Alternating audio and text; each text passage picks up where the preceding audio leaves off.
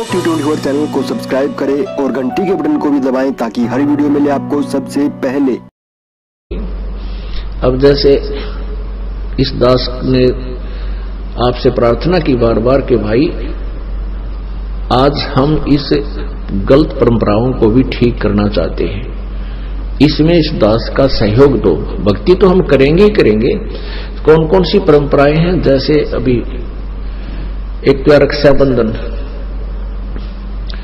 एक ये त्योहार आते हैं, इन पर पटाखे बजाओ में बेगन तार दें, निरा प्रदूषण फैला देते हैं, किसी की आंख फूट जाए, किसी का हाथ कट जाए, किसी का छोर में आग लग गई और सारा जल गया, कितना कुबद में पा दे लिया।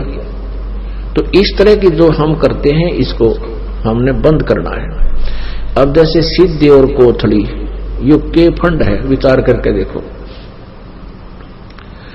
पहले जैसी परंपरा शुरू हुई जब कुछ इसका कुछ और रीजन था, जैसे बारात है, इसकी क्या आवश्यकता है। आजकल के नाथ को ढंग के आदमी रह रहे, गुटी लाओ, बदनामी करें, नंगे खड़े होकर पेशाब करने लग जाओ, उन्होंने बेरा तो कीट खड़ा है, बाण बेटियां शर्म हो रहा है। तो ऐसे फंड में पान क्यों देकर रखे, अपना सिंपल ब्याह करे। पहले क्या होता था कि जैसे ये बारात ले जाना जरूरी था, क्योंकि बैलगाड़ियां में जाया करते, दूर देश में जाना होता था, और पहले लड़कियों का अभाव था, और एक ब्याह जा करता, 6 खागड़ कुंवारे रहा करते। तो पहले न्यों भी होया करता, ग्राम लड़कियां भी खोज लिया करते जो ब्याह जाती होती, उनके कोई थोड़े बहुत पैसे होते उन्हें छीन लेते। तो इसलिए बारात के लोगों को ले जाना आवश्यक था एज ए बॉडीगार्ड, इसलिए जाते थे ताकि अगले वाला भी मिठाई बनाता था, इस लालच में चले जाए, फिर उनको एक एक रुपया, एक गिलास, यानी एक ये उनको मेहनताना दिया जाता था। रुपया पहले बहुत महंगा होता था, और आने जाने का किराया, आने जाने का बैलों का, गाड़ियों का खर्च, वो दोनों ही वाहन करते थे, लड़के और लड़की वाला। तो जब थी आवश्यकता, क्योंकि जंगलों में जाना होता था, कोई ठग बदमाश बीच में गड़बड़ी ना करते, अब ऐसी व्यवस्था रही नहीं, तो इसलिए इसको नॉर्मल करना चाहिए हमने। अब दूसरा ये रक्षाबंधन का त्योहार आता है, इसमें ये बहुत गलत त्योहार है, इसको भी हमने सेट करना। जैसे किसी बहन का भाई को ना, और उस दिन वह बहुत रोती है अकेली बैठकर कोने में कि आज मेरा भाई को नहीं, वो किसी मामा के बेटे के बांधेगी, क्या चाचा के लड़के के बांधेगी, फॉर्मेलिटी करेगी, लेकिन अंदर में खुशी कती नहीं हो, चाहे किसी के बांध ले। और क्या अर्थ है इसका कि भाई मेरी रक्षा करे, और भाई की रक्षा कौन करेगा। एक बहन बता रही थी कि इसने नाम लिया उस बेटी ने, वैसे तो कई ऐसे उदाहरण हो चुके हैं कि मैं ऐसे रक्षाबंधन पर घर गई, और वहां गई तो इंतजार कर रही थी, भाई आने वाला है। घर पहुंच गई मैं, भाई कहीं बाहर गया था काम, बस आएगा अपने भाई का राखी बांधूंगी। थोड़ी देर में भाई की लाश आई मेरे पास, उसका शव आया, मृत्यु होगी एक्सीडेंट में। अब टक्कर मार कर हो रही है, इकलौता भाई था। अब वो भाई अपनी ही रक्षा नहीं कर सका तो बहन की कैसे कर देगा। तो हम क्यों ना सारे ही अपने परमात्मा का राखी बांधा जो सबका रक्षक है। तो ये परंपरा व्यर्थ की है, फदर फदर भागे जाओ, उधर से उधर जाओ, फिर वही दहेज वाला रौला, राखी बांधने जा, कोई 5,000 दे, कोई 500 दे बेबे को, यानी वो मुंह की तरफ ताके। तो इस तरह जो हम कर्जा बढ़ा रहे हैं एक दूसरे के ऊपर अपना, तो ये भक्ति मार्ग वालों के लिए विशेषकर प्रार्थना है। इस तरह की आडंबरों को हमने समाप्त भी करना है, क्योंकि हमने नहीं अपनाना, कोई ना मानता वो करने वाले करते रहेंगे, उनके लिए कोई। क्योंकि जो स्कूल में बालक आता है, जो विद्यालय में प्रवेश लेता है, उसके लिए आदेश होते हैं अध्यापक के मर्यादा में रहने के। जो हॉस्पिटल में जो किसी डॉक्टर के अंडर ट्रीटमेंट है, उसके लिए परहेज बताए जाते हैं।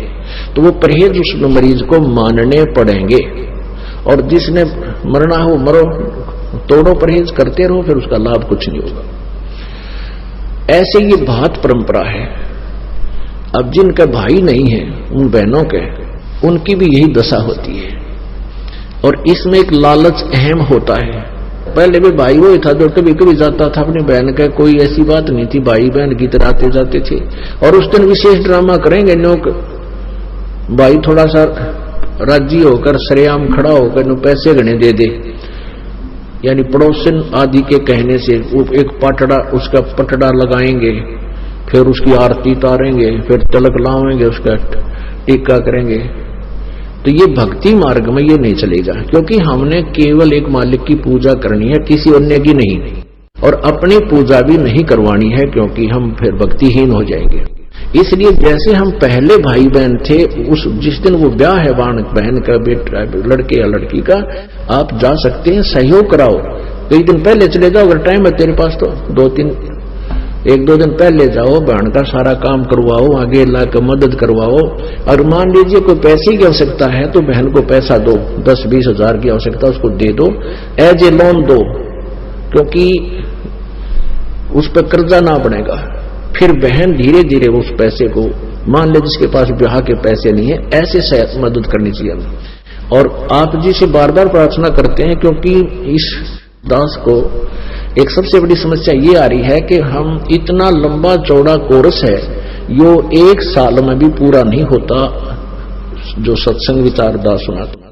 तो इसमें बीच बीच में सदग्रंथों के जो बड़े प्रकरण आ जाते हैं, तो इस तरह के जो ज्ञान है, जो छोटी मोटी जो ये परंपराओं के बारे में जानकारी बार बार नहीं दे पाता। तो इस तरह आप जी का फर्ज बनता है एक दूसरे को समझाए, भाई ऐसे ऐसे कहानी है और हमने इससे वापस हटना है। तो कहने का भाव यह कि हमने ब्याज भी नहीं लेना किसी से, वो काफर जो ऋण हत्या रखे, तो ब्याज हमने नहीं लेना किसी से। और मान लीजिए आपने आवश्यकता पड़ती है तो आप ब्याज दे सकते हैं, क्योंकि जब तक समाज में पूरा सुधार नहीं आएगा तब तक आपको आवश्यकता पड़ सकती है। आप कबीर साहब कहते हैं, कबीर आप ठगाइए और न ठगिए कोई, आप ठगाएं सुख होता है और ठगे दुख है। अगर आप किसी से ब्याज के पैसे लोगे आपको हानि होगी, क्योंकि आप अंडर ट्रीटमेंट है। ये वचन है गुरु जी का, क्योंकि गुरु मर्यादा में गुरु वचन बहुत आवश्यक होता मानना। आपने ब्याज नहीं लेना, आप मदद करना चाहते हो किसी गरीब की, आप वैसे करो, फ्री दे दो कि भाई तेरे पर मेरे पैसे दे देना, और ये एज ए लोन में वैसे दे रहा हूं। मदद करनी चाहिए, ये नहीं सोचना कि ये लालच में तो हम दे देते थे ब्याज पे, आप किसी की मदद नहीं करें, अवश्य करना। आपके पैसे नहीं मर सकते, ये गारंटी देता है दास, चाहे 10 दिन आगे पाछा होंगे। और परमात्मा आपका प्रसन्न रहेगा, आपकी मौज कर देगा, आपको इतना संतोष देगा भगवान, क्योंकि परमात्मा जो प्रसन्न हो जाता है इतनी बरकत कर देता है घर में, आप सोच भी नहीं सकते कहां से आ रहा है ये पैसा, कैसे बरकत हो रही है। इसलिए भगवान की तलाश किया करते। और ये तो अच्छे हथकंडे अपना कर हम धनी होना चाहो, उन्हें तो दुनिया लाग रही है फिर, और कोई धनी हुआ दिखता ना। और इससे आप इतने धनी हो जाओगे आप सोच भी नहीं सकते। तो इस प्रकार हमने इन त्रुटियों से भी बचना है। प्रसंग जो चल रहा है उसी पर आते हैं। अब हम देखा करते थे जब दास गांव गांव में जाकर के पाठ किया करते 3 दिन, पहले दिन चले जाते थे, अगले दिन प्रकाश करते थे, और तीसरे दिन चौथे दिन हम वापस चल पड़ते थे दोपहर को भोग लगा के। तो हमने कई इतने पाठ रखे गए हमारे पास कि जैसे ये होली आती है ना, होली, और फिर अगले दिन वो डंडम डंडा लट्ठम लट्ठा खेल लग रहे, वो फाग, वो भी आता। तो हम सत्संग करने जाते थे, पाठ करने जाते थे, तो हम तो कर रहे होते पाठ, हमारे साथ 5-7 भक्त भी जाते थे, घर के परिवार के सदस्य भी वहां के होते थे। तो बाकी देखा करते, हम तो अपने दरवाजा बंद करके बैठ जाते अंदर कमरे में, बाहर नहीं निकलते थे। और बाहर देखा है उदमस्त आ रहे हैं, देर रंग पर रंग गे रहे हैं, किसी का मुंह का गुलेला, बांदर कैसे मुंह करे अंडा सारे लाल लाल, कोई गायरा में पड़ा है, कोई कीचड़ में, कोई दारू में दूर है, इतनी बिरानमटी। आराम बैठ कर भजन करें, परमात्मा के गुणगान करा। तो उस दौरान जो इस तरह की ये परंपरा चल रही है, अन्य लोग नहीं मान रहे हैं, वो करते रहेंगे, लेकिन आप जी उससे बचो, अपने बच्चों को भी बचावे। उसमें से सारी को बच सीखता है इंसान। तो इस प्रकार हमने इन परंपराओं से बचना है। ना कोई पटाखे ये बजाते हैं ना, पटाखे बम वगैरह, ये बिल्कुल नहीं बजाने, बच्चों को मना कर देना, गुरुजी का आदेश है, हमारा नाम खंड हो जाएगा। क्योंकि परमात्मा हमें बार बार बताते हैं और संत भी बताते हैं जो परमात्मा कबीर जी से परमेश्वर जी से परिचित हुए। और ब्याह शादी के अंदर भी हमने नाचना गाना बिल्कुल नहीं, सिंपल मैरिज करो, दो बच्चों का सहयोग जोड़ना है, वो जोड़कर भगवान ने रखा, पहले उनके संस्कार मिला रखे। हमने तो ये ड्रामाबाजी करनी है, ये बेमतलब की नहीं करनी चाहिए, स्वाभाविक करो, 5-10 आदमी इकट्ठे हों और परमात्मा का ये रमैणी है कबीर गरीबदास साहिब जी की असुर निकंदन रमैणी, इसका पाठ कर दे, दोनों बच्चों को बैठाकर 10-5 वक्त आ जाए, उनको खाना खिला दे। तो इससे इतनी अमर वाणी है परमात्मा की, सभी देवी देवताओं का सत्कार, सभी का वहां पर उपस्थिति हो जाती है और वो सदा बच्चे सुखी रहेंगे क्योंकि उनके पास फिर नाम भी साथ होगा।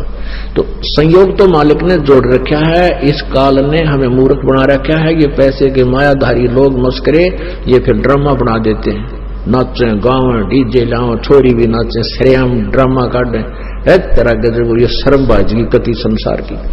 तो इस प्रकार हमने इसको रिसेट करना है, हमें भगत बन के रहना है। तो क्या बताते हैं, जैसे बहुत से एक बार देखा, एक समाचार पत्र में पढ़ा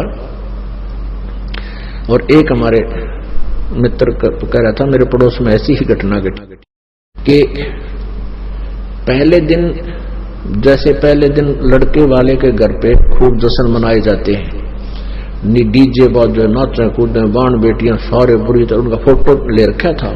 और अगले दिन बारात चली शादी करने के लिए, कलानौर के पास एक्सीडेंट में और 4 व्हीलर टकरा गया जिसमें 8-10 व्यक्ति मर गए। 4 व्हीलर से वह कार टकरा गई जिसमें दूल्हा बैठा था, जो शादी करने जा रहा था, वो मर गया।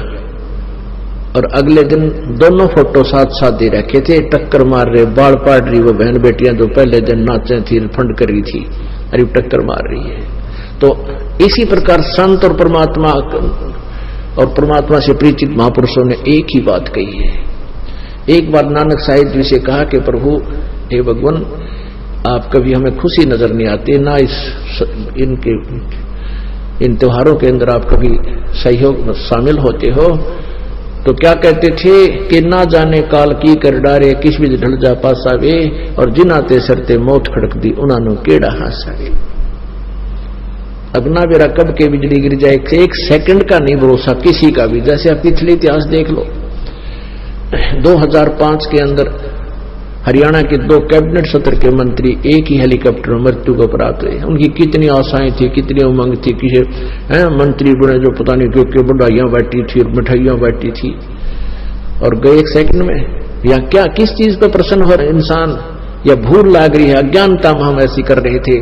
हमें डर के रहना चाहिए, भगवान का भजन करना चाहिए और कभी किसी का बुरा नहीं करे। कोई राजपद प्राप्त भी कर लेता है तो कभी भगवान से डर के कलम चलावे, गलती नहीं करे, अपने पापों की गठड़ी सिर पे नहीं रखा, नहीं तो लज्जा जाएगा वो पापों से गधे की तरह।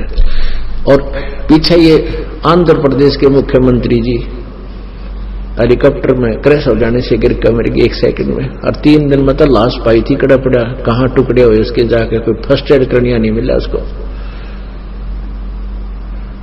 और भी बहुत से प्रमाण हैं, जैसे यहाँ पीछे पेपर में आई थी कि हिसार का एक डॉक्टर, बहुत अच्छा डॉक्टर आंखों का, काफी प्रॉपर्टी उसके पास, अपने छोटे बेटे की एडमिशन दिलाने के लिए पति पत्नी और वो बेटा बैठे जहां थे, कार लिए जा रहे थे अपनी, एक्सीडेंट में तीनों मर गए। और यहाँ पैसे का उसके ऊपर कोई गिनती नहीं कितनी उसके पास, 1 सेकंड में गया कि क्या ले गया। तो हमारे कबीर साहब कहते हैं, परमात्मा कहते हैं, कबीर ये माया अटपटी सब गट आनड़ी, और किस किस न समझाऊं, या तो कुआ भांग पड़ी। जिसने इस भांग को पी रखा वो सारे इससे काम लाग रहे, उसी धुन में। पोलैंड का एक पूरा कैबिनेट, यानी जिसमें मंत्री प्रधानमंत्री सारे बैठे जाते एक के साथ में, और उस पूरा क्रश हो गया, 6 आदमी मर गए। बताओ, वो सारा कैबिनेट मंत्री महामंत्री सारे मर गए 1 सेकंड में। तो पुण्यात्माओं, हमारा इस काल की भांग का इतना नशा हो गया कि ये इतने हम रोज देखें झटके, फिर अपना असर कति नहीं होता। हमने अंडी पाके अंडे जा, और ये अंडीपना इस ज्ञान तो मिटेगा। ये जो ज्ञान आप सुनोगे, हृदय में जमाओगे, तो जब बात बनेगी। ये बातें कहन सुन की नहीं भाई, ये कर पाड़न की है। तो क्या कहते हैं, नानक साहब जी से कहा था, पूछा करते, वो कहते थे, ना जाने काल की कर डारे और किस विध ढल जा पासावे, और जिनाते सरते मौत खुड़क दी उनानू केड़ा हंसावे। या किस चीज पर नाचे गावे, किस चीज की खुशी मनावे, एक सेकंड का भरोसा नहीं।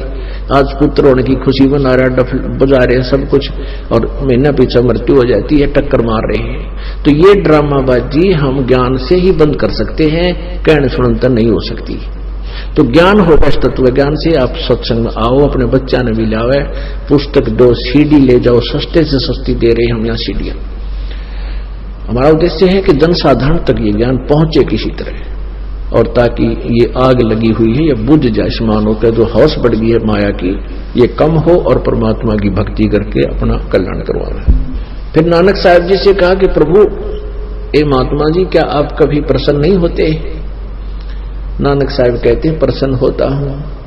साध मैंने साड़ी शादी होंदी और विछड़ जान दिलगिरी वे, अखदे नानक सुनो जहाना, या मुश्किल हाल फकीरी वे। जैसे पुण्यात्मा नानक साहिब जी कहता है कि जब तुम यहां आते हो मेरे पास सत्संग सुनने के लिए, और तुम सभी आ जाते हो, पहले थोड़ी संख्या में हुआ करते, 100, 200, 50, 150, 250, कि तुम सभी आ जाते हो सत्संग सुनने के लिए मेरे पास प्रति महीना, तो मुझे खुशी होती है कि मेरे बच्चे मेरे ज्ञान पर अडिग हैं, मेरे अनुयायी, और वो किसी से भ्रमित नहीं हुए, काल के दूतों से वो भ्रमित नहीं हुए, तुम्हारा जीवन बर्बाद ना हुआ, तो मुझे खुशी होती है। तुम भक्साद माने जो साधना कर रहे हैं, साधक, साध यानी सब बुराइयों को छोड़कर साधु रूप में जो रहते हैं, वो चाहे गृहस्थी हैं, चाहे कर्म योगी हैं या कर्म सन्यासी हैं। कहते हैं कि साध मिले साड़ी शादी होंदी और बिछड़ जा दिलगिरी वे। जब तुम चले जाते हो मुझे मायूसी छा जाती है कि ना जाने इनमें किसी पुण्यात्मा को कोई काल का दूत काल के पाले में ना ले जावे, इनको भ्रमित ना कर। साध मिले साड़ी शादी होंदी बिछड़ जा दिलगिरी वे, अखदे नानक सुनो जहाना, मुश्किल हाल फकीरी वे। कि भक्ति का करना बहुत मुश्किल है। मुश्किल इसलिए है कि काल के दूत ज्यादा हैं, काल के साधक ज्यादा हैं, और वो रंग हमारा पहले ही चढ़ा हुआ था। जरा सा कोई आकर 2-4 कह देंगे, हम फिर उसी रंग में रंग जाते हैं।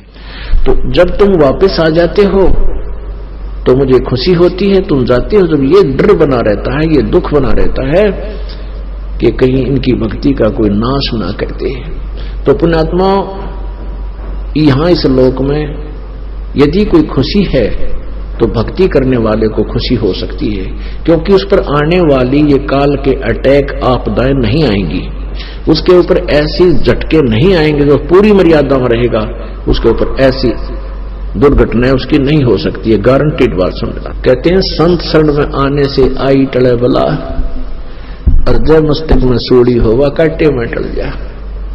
यानी परमात्मा की भक्ति से यदि हमारे प्रारंभ में कोई एक्सीडेंट दुर्घटना में मृत्यु भी होनी हो तो भी टांग टूट के बच